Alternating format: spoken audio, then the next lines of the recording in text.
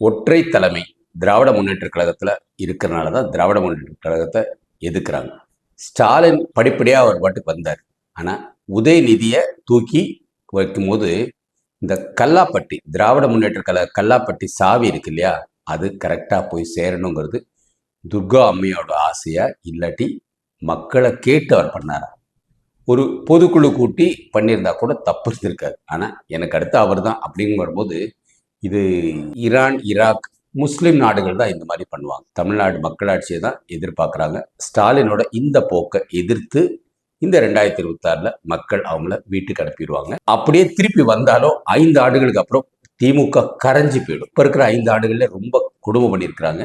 அடுத்த 5 ஆண்டுகளில் இன்னும் தமிழ்நாடே நாசமாக்கிடுவாங்க. அதனால திராவிட முன்னேற்ற கழகம் கட்சி இருக்கணும்னா அவங்க இந்த எலெக்ஷன்ல தோக்குறது நல்லது. தோத்தாங்கன்னா ஏதோ ஒரு அவங்களுக்கு விசுவாசிகள் அப்படியே இருந்துகிட்டு இருப்பாங்க. கட்சியை டிஎம்கே 2.0 அப்படின்னு கொண்டு போறதுக்காக பார்ப்பாங்க. பட் ஆனால் இப்போ இருக்கிற நிலைமையில திராவிட முன்னேற்ற கழகம் வர எலெக்ஷன்ல ஜெயிக்காம பார்த்துக்குது மக்களோட வேலை. வாழ்க பாரதம், வளர்க தமிழ், ஒளிரட்டு தமிழகம்.